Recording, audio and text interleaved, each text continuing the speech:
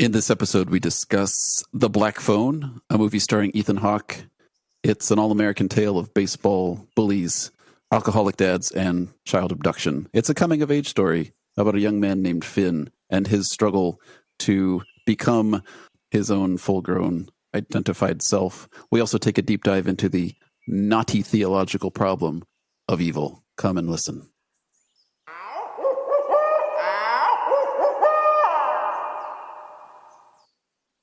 Hello, John. Brian, hi. How's it going?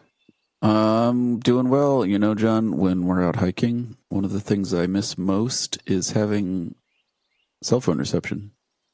You missed that the most. I see. Yeah, I appreciate that, not having it, really, because lots of fan calls, you know. Yeah. Questions about the podcast. I had to block Tom Hanks. Can you believe that? Wow. That's pretty wild. I don't block his calls. I take everyone. Well. Yeah. Got me thinking about a movie called Black Phone. Do you have a black phone or a white phone or a different color phone? I have actually a candy bar phone, an old Nokia that I carry around back when I'm in civilization. That's cool. I have one of those phones that are shaped like footballs. You remember those? A football phone? Right. I didn't know those came in cell. Yeah, well, now they do. It's called the wide receiver model. Wow. I hope you get good reception on that. It's touchdown every time. But yeah, Black Phone is a very different kind of movie starring Ethan Hawke and a panoply of up-and-coming child actors, I assume, up-and-coming. Right. We'll see them both be successful, then find themselves in large amounts of drugs, maybe some pornography at some point, and then commit suicide by the age of 32. We don't wish that upon them, but it often happens. They might go the Macaulay Culkin route even after escaping from the grabber's basement. Right. That's the alternate route, is that you finish with your career early and then start a band that no one listens to. Are there any well-adjusted, successful, sort of happy child actors that you can think of? Isn't AC Slater from Full House? I guess was he? Yeah, but Screech from Full House. No, what am I thinking of? Saved by the Bell. Right, Saved by the Bell. Yes. Right. Screech would have been awesome in Full House. Screech died, I think. I thought he had a bunch of drug problems, but like AC Slater, I think he was a MTV VJ at one point. Wasn't he pretty successful? He's very successful. He continues to be successful. He does Entertainment Tonight or Entertainment Live or something. It's a talk show, entertainment show, obviously, where he reviews other celebrity gossip and such. He still has the dimples and is still looking like he's in his early 30s. Yeah. Besides him, right, all the rest of them go to a fiery downhill slope from here. They have challenges, and in fact, it almost mirrors the lesson maybe learned from this movie. Oh, wow. Is this a teaser about your... Oh, okay. You're not Stay tuned, yeah. Yeah, well, are we going to summarize a bit, or are we going to assume our listeners have seen this movie recently and remember all the details? We should probably summarize. Do you want me to do it, or you want to? I think I can handle it. Okay. I think I can. Okay, remember, we could grab this and wrestle it down to submission. We need to make it short. We need to make it concise. Okay. Yeah. I'm going to use 5 words. Got it. Grabber, basement, phone calls, dreams. So phone calls is 2 words or one yeah, word? No, it's 2 words. Okay. Phone calls. Dreams. That's how efficient that my summary was. I could use. No, I like it. I like it. I just didn't think that dreams. I guess you could use it as dreams. The sister, the Gwen's Jesus-fueled dreams of all these abductions. Right. She... Just unpack that term. Right. I like the term. In a way, she was inconsequential because the main lead, who is 13 years old, maybe 12, kind of got out on his own without the help from his sister at the end of the day. Mm-hmm. You know? Yeah, that's right. The police arrival was just coincident with his, self-achieved escape. He just got out and looked at them like, hey, guys, it's not that house, it's this house. I feel like a big theme in this movie is just you cannot rely on other people, other adults, or adults in your life, at least, maybe. These kids stand up for each other, fight for each other. They take care of their dad, Finney and Gwen. The adults in this movie are not in charge, and the kids have to look out for themselves individually or for each other collectively. I learned that growing up as well. I was holding the Nintendo controller trying to defeat Mega Man 2, and I looked left, I looked right, and no one was there. I only had myself to beat the final boss. Same thing with Blaster Master. I don't know if you found yourself getting support from others during those times of challenge, but No, I remember not having my parents necessarily rooting and holding Nintendo Power open, leafing through its pages to try to offer me life tips, but no, I had to figure that shit out myself. yeah, I came down after the conclusion of Blaster Master, and no one knew the accomplishment that I just achieved. Yeah, I remember the day I beat Mario Brothers. You know how you beat it and then you beat it again, and it's like the world start having letters. Like I beat it like up to level L, which means I beat it like 12 times straight using all the warp whistles and stuff. I don't remember any like pat on the back or congratulatory dinners. I actually don't. I don't think I ever beat Super Mario Brothers. Yeah. Well, does that change your opinion of me? Not necessarily. We had a day where we just saw how many times we could beat it in a row consecutively. You said we. I was alone in my experiences. It sounds like you had a team. I had my brother to rely on. I see. And yes, it's the theme of this movie. Was he in any way had any psychic powers or? He did. He was able to. No, I don't know. It's called Mario Brothers, Super Mario Brothers, but the first one didn't even have Luigi in it, I don't think. The first side scroller on Nintendo, it was just Mario. But was it called Mario Brothers or Mario Bro? The first one I played was the NES, so I can't comment on earlier versions. No, and that's one I played too. It was yeah, they had Luigi. You could play 2-player, and then you would run the level, and then it was Luigi's turn to run the level. Oh, wow. I don't think again, a solitary life I lived, I guess. Just me, myself, and I. One thing this movie had, which was lacking in my life, was daily beatdowns on the streets. The kids in this movie, Fiddy and Gwen also, and the big tough guy, Vance. Just, every day it's knives getting pulled on him, fights in the streets, fights in school. Mm-hmm. Even poor Gwen gets it from some bullies. Yeah, there's a lot of gangs and just out of control, unsafe child royal rampages. Right. When wrestlers get in the ring, royal rumbles. Royal. That's what it is. Yeah, that's what I meant to say, but that makes no sense either. Yeah, it was a. What is it? A dog bites dog world, something like that. Yeah, something like that. Yeah, it's a dog walks dog world out there. I liked that aspect of the movie, like the sort of low middle class suburban Denver environment from 1978.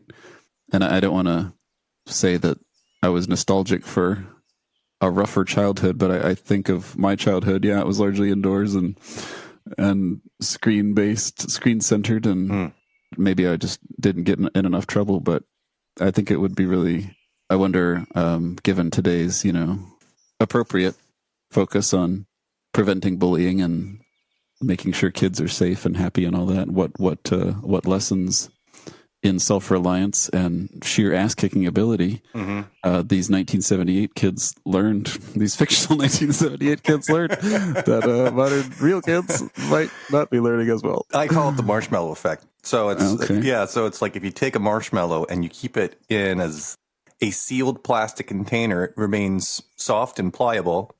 You leave it on a countertop and it becomes stale and hardened. Right. I think that applies to a lot of different foods. And so you don't want to be a marshmallow kid, No, I mean, no, but nobody wants to eat stale, hard marshmallows. Exactly. I think your analogy is a little, parts. It's like a Venn diagram where small parts of it intersect, but a lot of it doesn't. Right. There's basically the main character is Finney, and his sister Gwen. Finney gets abducted and proceeds to receive phone calls from 5, I think I counted them appropriately, 5 previous victims of the grabber who each offer some practical advice and also provide a prompt for Finney to develop into a tougher fighter on his own behalf. Can I say that? Not only practical tips, but also about escaping, but also right. a lens through which he can grow as a independent self-advocate, fighter for his own self. Right. And that I think that's a big part of this movie. Your summary was pretty good. I'll give another little shot at it here to maybe add a couple more words. Yeah, Finn, he has a sister, Gwen. They are living in a house in which the father is somewhat abusive and the mother has died or left. And the mother had... I think mom was in a mental institution from her dreams, I think. The father alluded that the mother had visions that Gwen, the daughter, also seems to have. And so there's a serial abductor that is in the neighborhood called the Grabber. He's going around grabbing not even pre-adolescent kids. And it's known, I guess, if you say grabber, it somehow elicits or motivates this man to come grab you. Mm-hmm. Kind of like Candyman in a sense. Beetlejuice. Right. Yeah, that's true.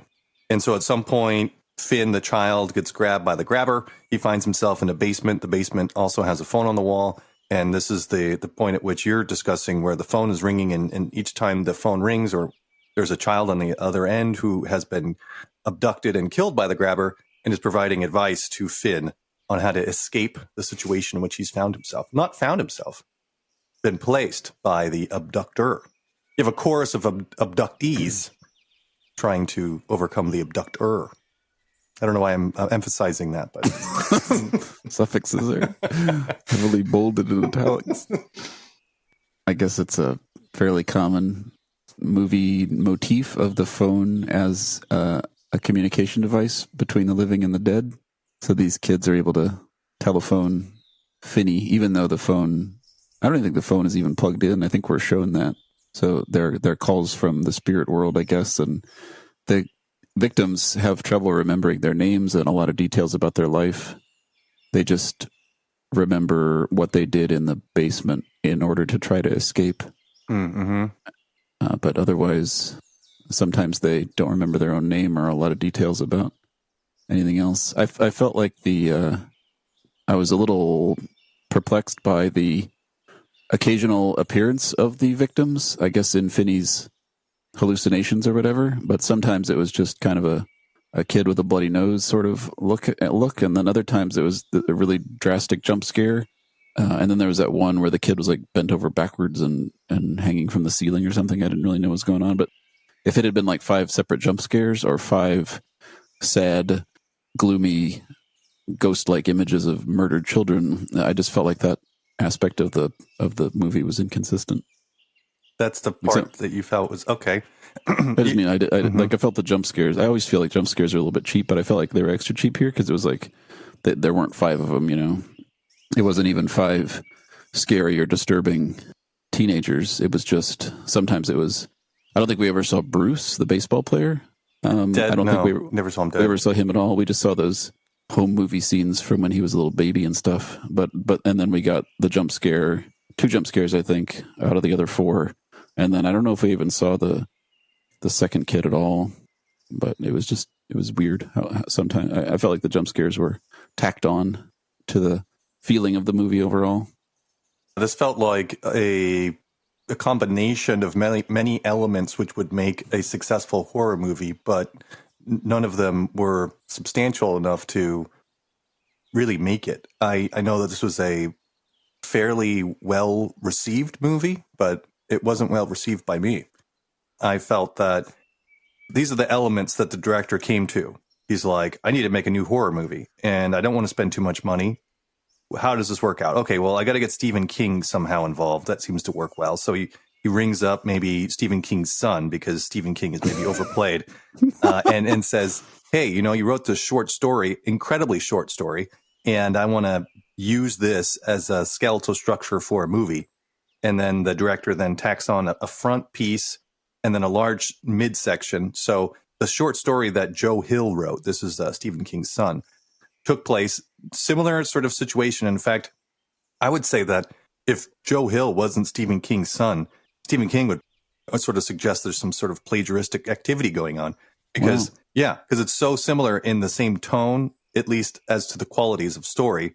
So Finn in the short story was kidnapped by a clown. Weird. I don't know. Ever heard of It before? And then is dragged into the basement.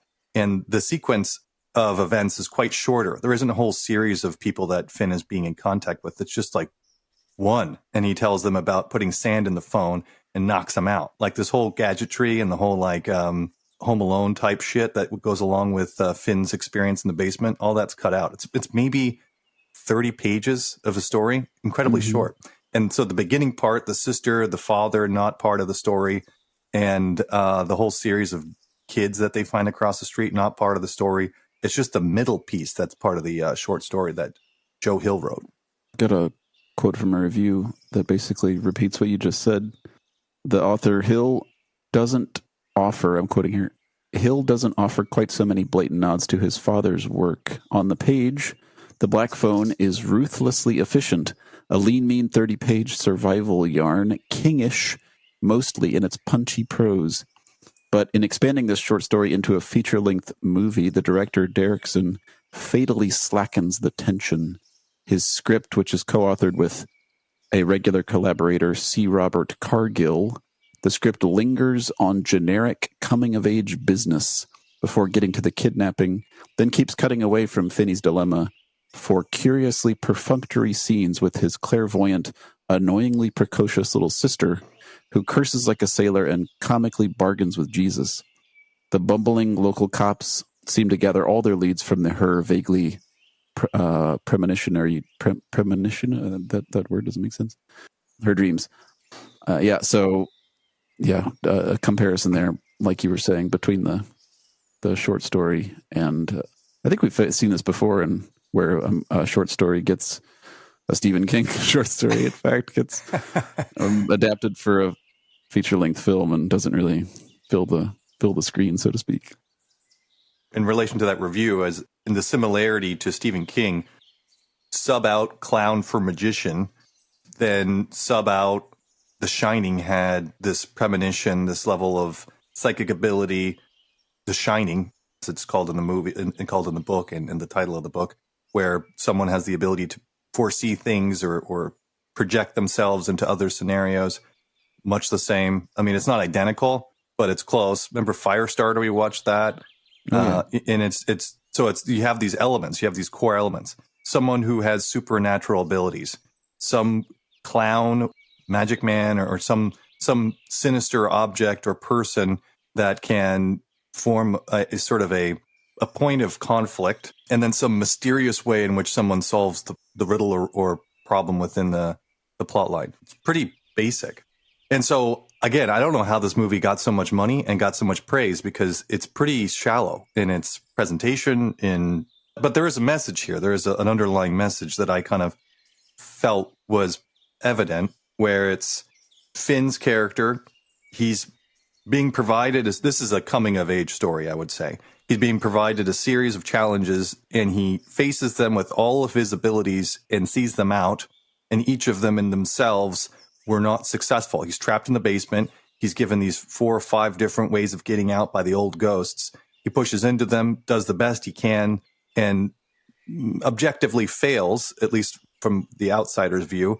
And then at the end, he takes all of his experiences from this and manifests them into one huge solution, and then overtakes the grabber and gets out of the house. So this message is just sort of basically like, life presents a lot of problems to you. If you approach them with seriousness and try and play them out, failure might become of those events, but there's a experience that manifests over time, and you take parts of these events and assemble them into a much larger narrative, and that is your life, and that's how you find success. And so luckily, Finn finds this at 12, and so he can then take this example and move forward from it, as opposed to someone who maybe finds failure and then doesn't recover from it. It is kind of a coming-of-age type story. And none of the sages, the wise folk along the road, are adults. They're all fellow, his peers. Yeah. I would say the one last piece about this is that it kind of made me think a little bit back around the age at which Finn was, and in school at a young age. It's a very interesting point in your life. It's really not a time in which it's repeatable, where you have no title, you have no place of platform in which identity can be created by things that are given to you. Like once I get out of school, I then find myself in a position of employment and I'm a manager or I'm an employee who does this job description. And I can then identify through that. The world sees me through that. My workplace sees me through that. And I've been textured by it. If I'm 12, I'm essentially nobody. I don't know who I am. I'm amongst a bunch of peers and all of us are nobody. There's no differentiation. We're all students. And so we're having to push into this experience. And maybe there's a better student. Maybe there's a worse student. Other than that, we're kind of this homogeneous mass. And it's kind of an interesting point because once you get through that, to some degree, you're carving out an identity, but you're also given an identity that you didn't have before. Now I'm a graduate or I'm not a graduate. Now I'm an employee who has certain tasks. And maybe this is my boss and maybe these are the people that I supervise. But before that, I was nobody amongst a bunch of nobodies trying to figure out who's better and who's worse. And there's fights. And then there's sort of this coming of age story. So it's the perfect time to be molded into a person. And I think that's what this movie is trying to say. Yeah, I think teenagers are searching for who they are and they try on different identities. They try nicknames and dyeing their hair different colors and different clothing styles, and all that is some kind of externally visible attempt to arrive at a firm sense of identity. So it's a time of experimentation. I would say there's a freedom associated with that period of time that is quite exciting, but it's also quite intimidating and quite anxiety producing because you don't know who you are and you haven't become anything. You could be anything, but you're nothing. And then when you get older, you then become something, and now you're contained in this label or these responsibilities, and you just want to get out of them. I think some people, including myself, may miss that period of time in which where I could have been anything, and I didn't have these large amounts of responsibilities and these carved out roles I needed to fill before I could be whoever I wanted to be, although I was nobody. Maybe I'm being a little bit too abstract on that, but kids certainly have less responsibility from the world placed upon them, but I don't particularly feel any nostalgia for my childhood for those reasons. Mm-hmm. But yeah, well, here's an example. I'm at work, I'm being asked to do something. I then have to take on that responsibility and act it out despite my desires to do it. And then that may influence others. And I might have to say things or do things to other people based on this role that me as an individual maybe I don't believe in them, or maybe I just don't feel like doing them, but I'm having to act them out. And so I've lost a sense of freedom, which is unfortunate because then the person that I'm having to enforce this rule or regulation to sees me as an enforcer, but that's maybe not how I feel or how I am. I have this identity that I have to adopt despite my choice. And that's unfortunate because I maybe don't want to do that. I can get another job, but that job's going to ask me to do things I also don't want to do. I don't mean it as a sense of I don't want to show up at 9 o'clock and do what I need to do. It's more, I can't act 100% as I would like to act. There's freedoms that have been removed from me by adopting this professional role. So there's aspects of your job performance that don't align with your identity, things you wouldn't do if you didn't have to do them. Yeah, and I think everyone, I would assume everyone experiences that to some extent. It also gives me things that I haven't earned. So maybe I'm given a title in which I can direct someone to do something, but I may not even know how to do that. But because of my title, I'm required to do it. And this then gives me a power that I have not earned. And I guess that's a benefit maybe, but the point is that there's a structure here that I'm placed within that I then carry out. And it gives me identity and it gives me some level of responsibility. When I was 12, I had none of that. And the only thing I had is what I earned. And when you get older, that is to some extent true, but you're also given a lot, including identities that you may or may not choose to continue to act out. I would push back in two different fronts. Kids receive food, they receive clothing, they receive shelter, They haven't earned that. Mm-hmm. And isn't it the main complaint of kids everywhere that they're required to do things that they don't want to do? They have to do chores and they have to do school, then they have to attend family vacations, and they're always forced to do things that they don't want to do as well. That's true. No, I appreciate that. I was thinking within the social dynamic, amongst your peers. Me being a boss, I have peers both on my level, below me. I guess they wouldn't be peers at that point, but within the same employment class. And so there's a social experience. That's what I was kind of speaking about. Well, this movie made me think about the problem of evil, John. Oh, Jesus. Evil again? Yeah. Okay. Do you know about the problem of evil? I'm not familiar. No. It's a problem. It's a problem for people who believe in God. Philosophical dilemma. I'm going to lay out their bones for you. You ready? Ready. All right. So this isn't necessarily focused on a Christian interpretation of God or any necessary religion, but most religions have a depiction of God as omnipotent, which means God can do anything. He's all powerful. Mm-hmm. And he's also benevolent. He wants what's good for us.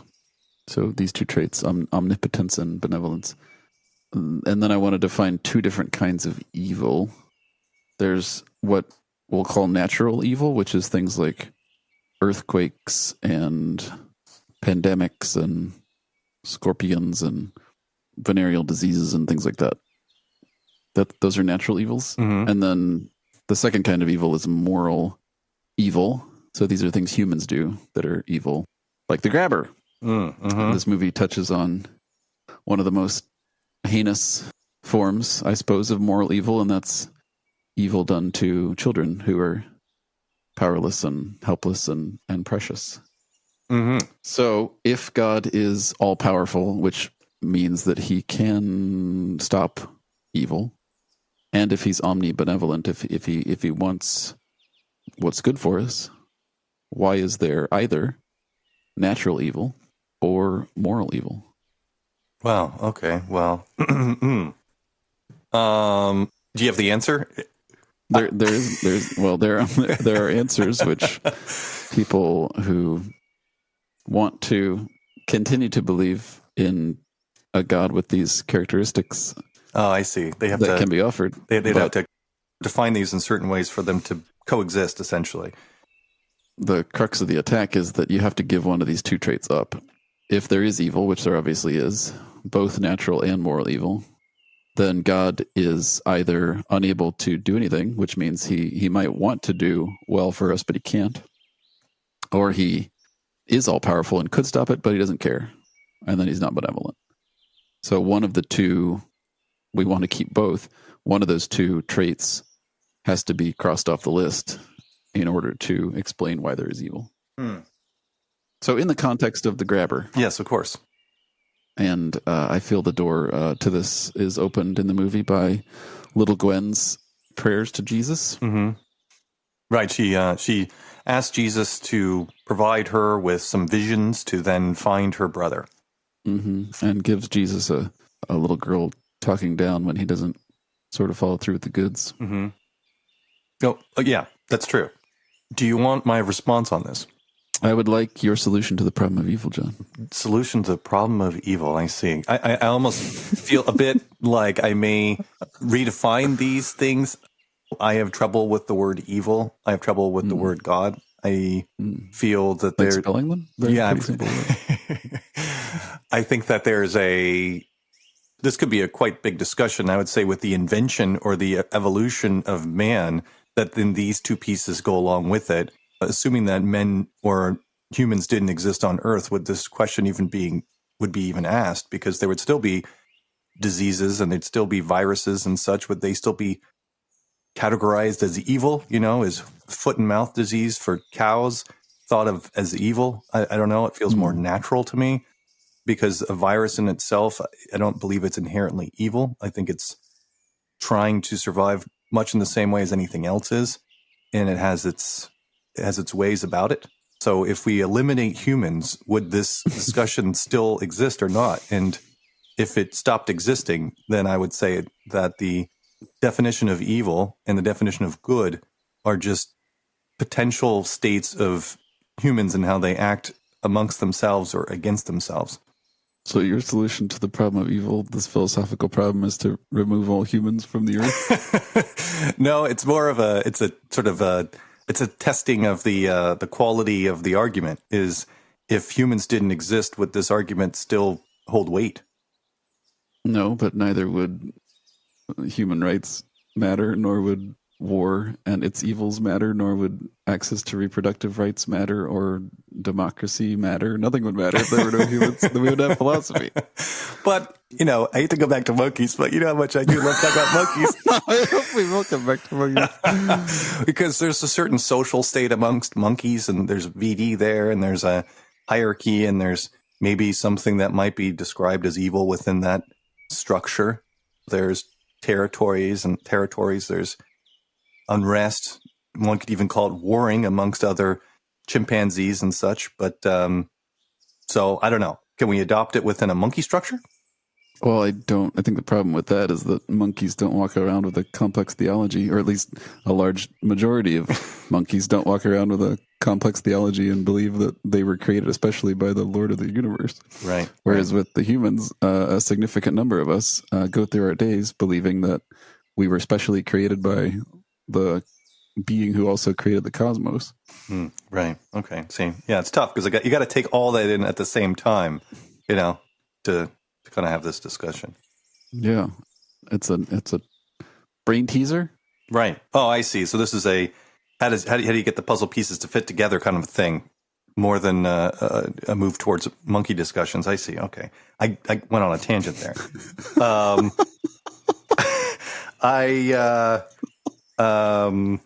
Okay. So my solution would be that they're working hand in hand.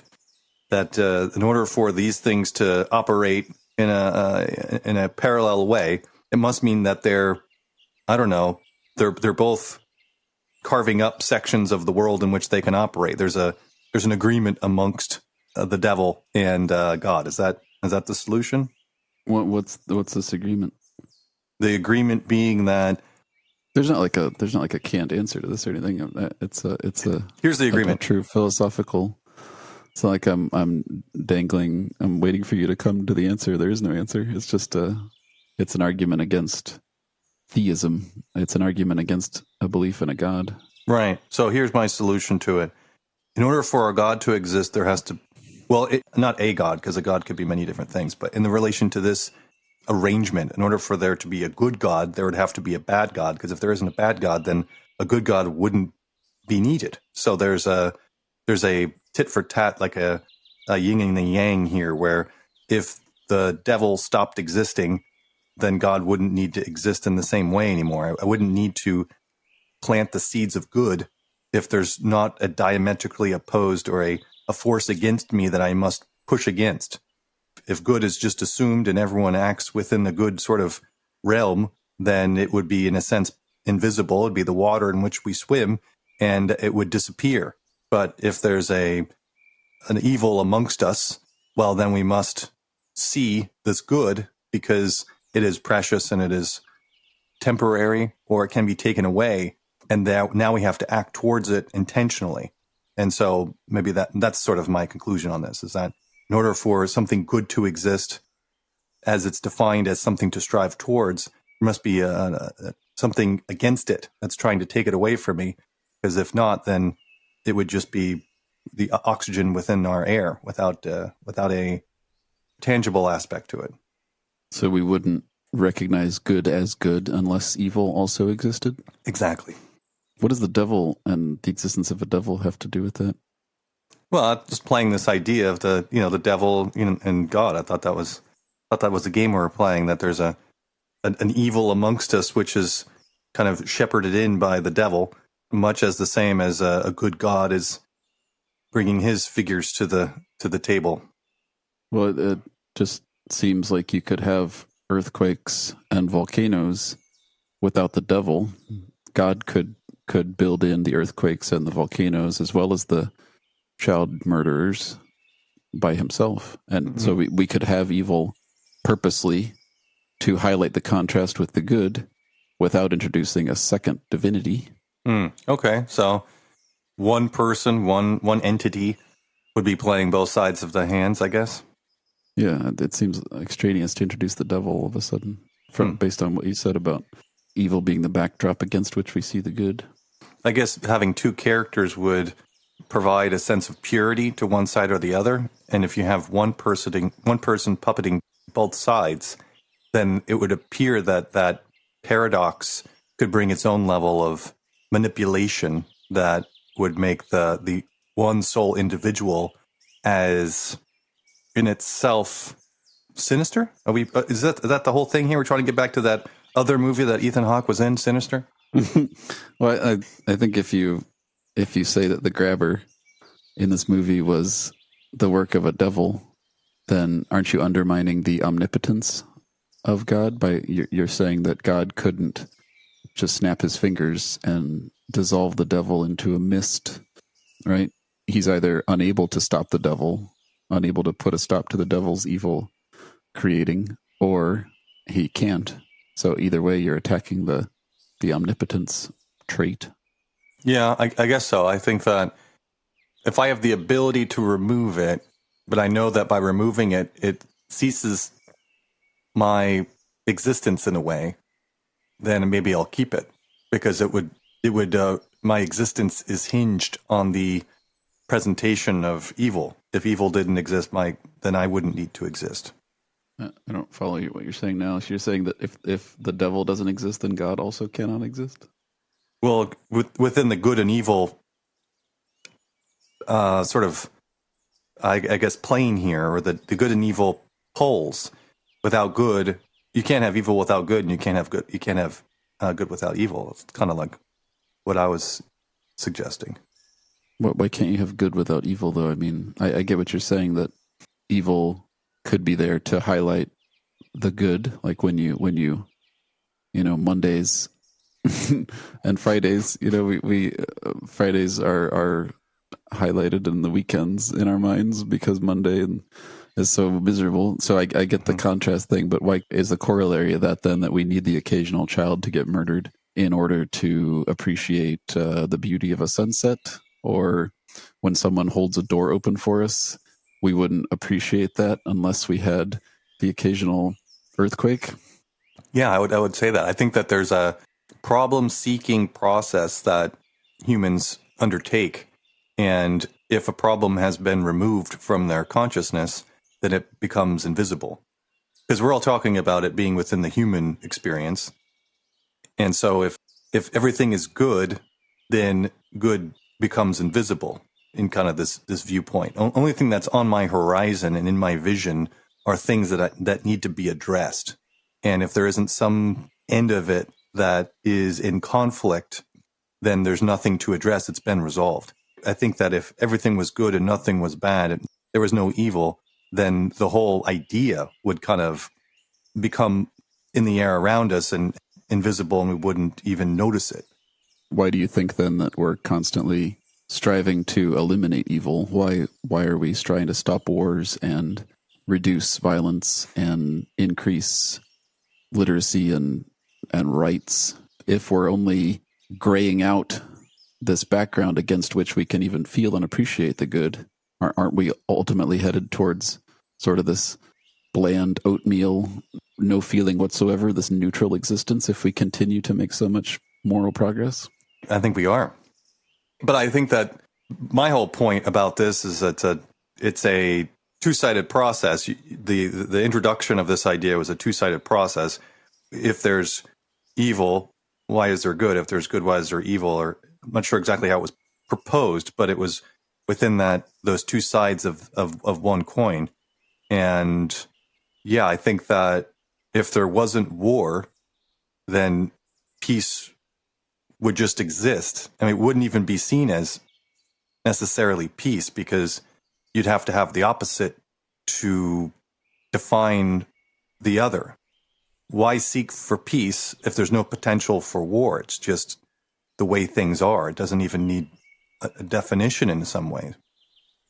So is God sitting up there on his cloud calculating how many child rapes he needs to allow in order for us to experience the warmth of a sunset. Like he has to allow 3 child rapes today instead of 4. And that doesn't sound like the act of a very benevolent being. Yeah, I think that there's a framework here that this conversation is operating within. And I think maybe I'm changing the rule structure a little bit in that I'm having almost a separate conversation because I don't believe that there is a God that's doing that. I don't know if that upends the conversation or I'm not participating correctly or within the rule structure. But yeah, I would say that the proposed situation is kind of absurd to begin with.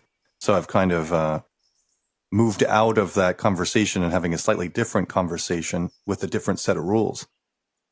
But maybe you can propose your viewpoint on this to kind of provide some texture to it. No, I think that the reason the argument is interesting is because it's hard to refute for someone who does believe in God. So short of one of us adopting that pose that we do believe in God, it's more of a thought experiment. What would someone who does believe in God say to refute the argument? Do you know what they would say? I don't know. One of the responses is that God gave us free will. And this sort of aligns with what you were saying, I think, about highlighting the contrast. If we didn't have evil as a backdrop, we wouldn't experience good. But God gave humans, his creation, the freedom to do evil. And he somehow, for some reason, did that. Do you have any thoughts on why free will might be in the interests of God? Why would he have wanted us to have such freedom? Why not just build us to only have good intentions and be able to do good works? How's the world different because we have this ability to do evil from God's point of view? From God's point of view, yeah. Well, under the decision structure as to where one would go as to whether they're good or bad would require that there's free will. It's sort of, this is the argument that comes along with someone who pleads a insanity defense. It's mostly around psychosis. So if you are aware of the state in which you're in and make a choice, then there is a assumption that you weren't crazy. I'm using crazy in quotes. But if there appears to be a point at which you didn't have control over the choices that you made, then you could play an insanity defense. So that's really the kind of crux here when it comes to insanity defenses. Is it's not that you were crazy, or I said I was depressed or something. It's that there's a way in which I can argue that my ability to make choice was so compromised by my mental state that I wasn't responsible for the outcome. And so that kind of plays into this structure here, is that I didn't have free will. I was being manipulated by my mind. I had no volition over what my choice would be next because my mind was, well, sick in a sense, and I'm not held responsible to my actions at that point. There's a remarkable lack of intervention by a divinity from a certain point of view. Wildfires raging, earthquakes erupting, volcanoes erupting, earthquakes, swallowing cities, wars, killing people, children getting abducted and murdered, unless a divinity is busy with preventing 10 times as much evil and therefore unable to squelch the 1/10 of evil that we do see, 1/10 of which would otherwise be because of his frantic efforts to prevent it, then he's not omnipotent. And if he's just sitting up there in heaven looking down upon his free will experiment and allowing children to be murdered in basements and receiving phone calls from other dead children, then he's not benevolent, because he's just sitting up there sort of watching everybody play his will you get into heaven or not lifelong test. Are you suggesting God is impotent? That's actually an argument that some people advance, is that he is all benevolent, but he's not able to do anything. God is not omnipotent. He's impotent. Wow. You heard that here. Yeah. Wow. We solved it, I think. We solved it? Oh, okay, yeah, good. It's like a Rubik's Cube. You're just like fiddling with it. and then all of a sudden you're like watching a movie while you're fiddling with it, and then you look down and it's like one side of it is all orange and you're done. Well, very good. I'm glad that we solved that one. That was quite a doozy. We took a little detour through the monkeys, but another philosophical riddle. Completely filled out like the crossword. Mm-hmm. Well, yeah. This movie has a premise that they're, mainly men, and that's somewhat true, kidnapping children across the world, and this is something one should really be concerned about. Child kidnapping, and I'll put this under the age range of 5 to 10 years old, rarely happens. There's maybe 250, 300 of them a year in the United States. Very low number.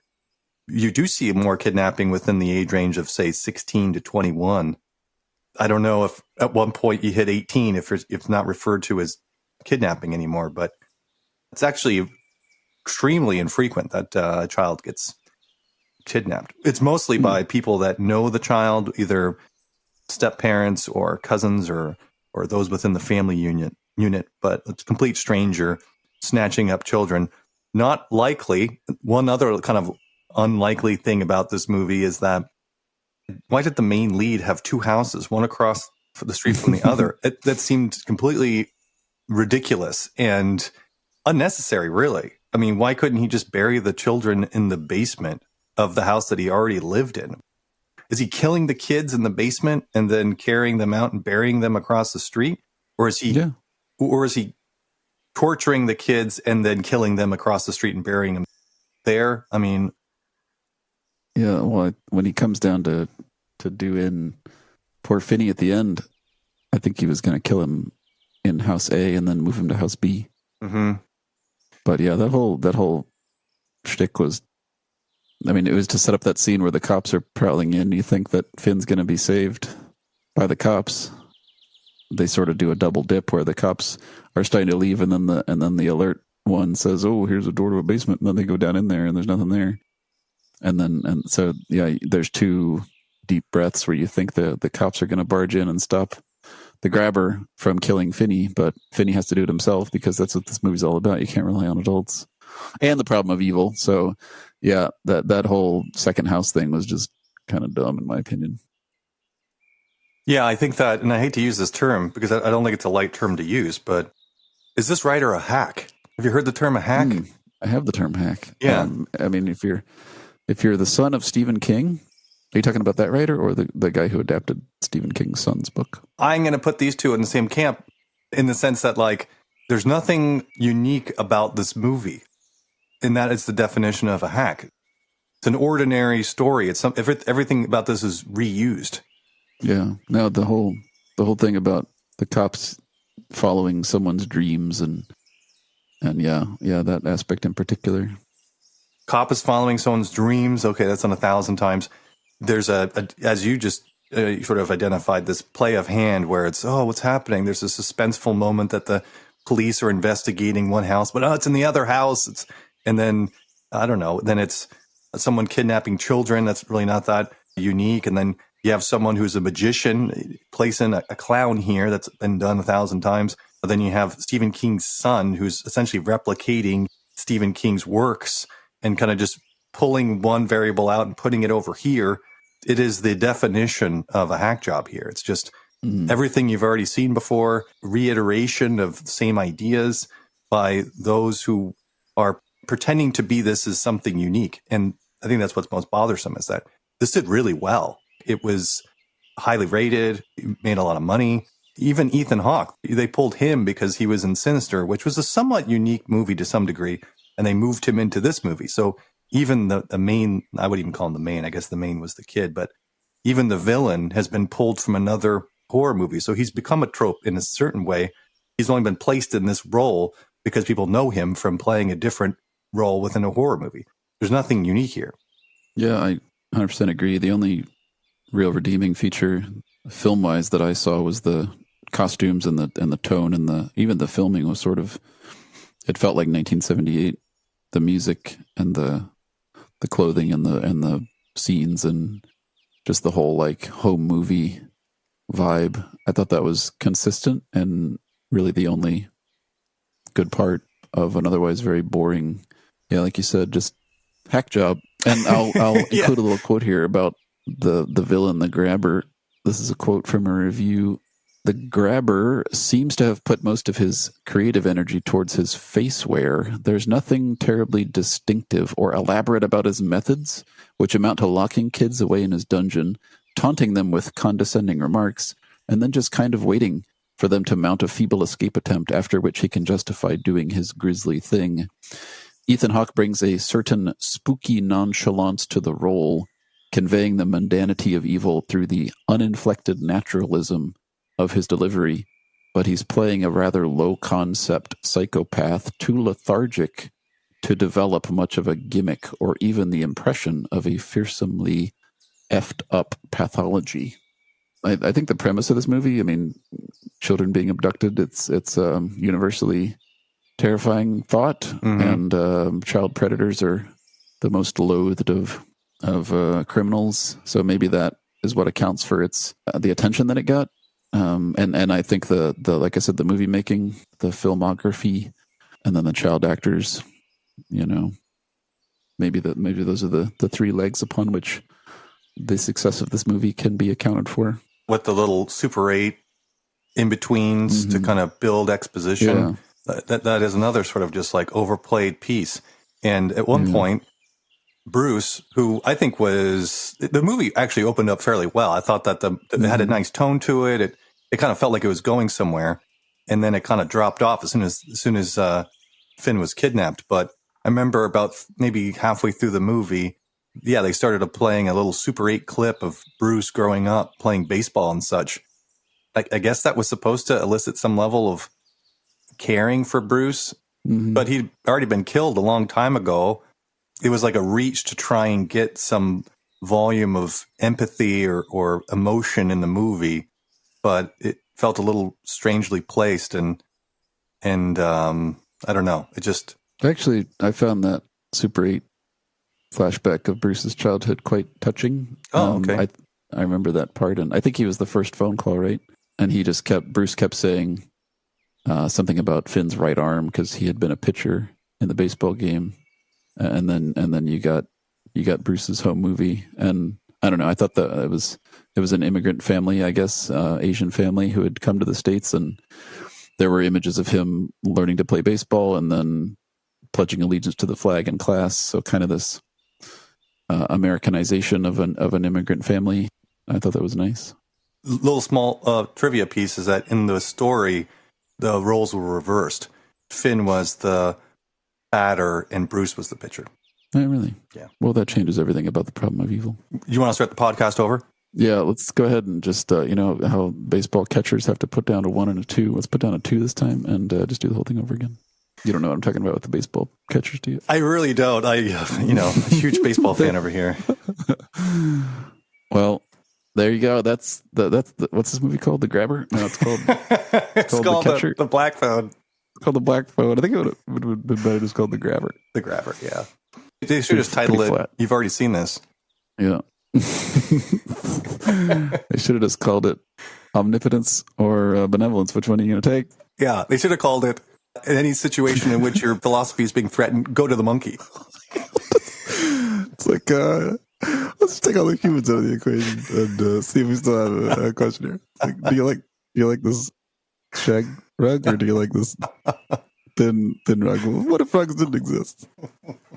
What if it was just monkeys? What would the monkeys think? do you think monkeys will ever have the problem of evil? Yeah.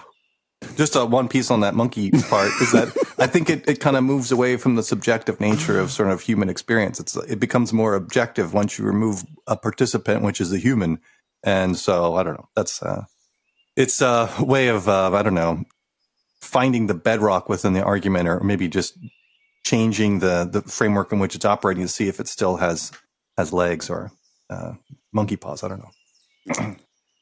I don't know. There's tons of examples like parasitic organisms that, even if you were the only human, Earth was devoid of humans, and you were just flying by and you're in your spacecraft, and you notice that, I don't know, some creature comes along and injects another creature with flesh-eating Uh-huh. I don't know what creature I'm thinking of here, but there's some that like, inject larvae into the host and the larva slowly eat. Like that's violent and repulsive and not no humans are on the planet, but it's just a lot of evil going on down there. It's a dog walk dog world, like you said, and it's there's that phrase, nature is red in tooth and claw, and you can point to plenty of unpleasant natural just things that life does to life that are certainly not something I would want to go through. Yeah, I remember there was a certain primate scientist who believed that other monkeys didn't kill other monkeys, and she was arguing that for quite a long time, and then was proven otherwise, that monkeys do kill other monkeys. And then it's like, oh, the purity of nature has been changed because there's some level of self-awareness that goes along with the monkey. Then that must suggest that there's evil within the monkey world too. Maybe there's an evil monkey out there that casts other monkeys to do evil things, and then there's a good monkey that is suggesting otherwise. Maybe there's a monkey god, and he's either omnipotent or benevolent. What was the monkey from Link? What was his name? He was definitely evil. He was Link. Oh, maybe you're right. Maybe it was Link. Link went off the chain and tried to kill everybody. Yeah, evil monkey, dude. All right. Well, I think that's the grabber. That's Black Phone. Black Phone. Yeah. Yeah. We so I think on this next hill up here, we might be able to get a little reception on my giant lips phone. Do you remember the giant lips phone? I got the hiking version. It's camouflage. Yeah. Well, who are you gonna call? I don't understand. I'm gonna call my best friend and try to get some tips about how to stand up for myself. All right, sir. Well, I'm going to take a nap here and see if I have a dream here that will bring me to where those other hikers went. Kind of some level of vision that I could see through their eyes and know where they're at. That sounds really useful. Yeah, I'll wait for that dream and then we'll follow where it leads. Yeah, sounds good. All right.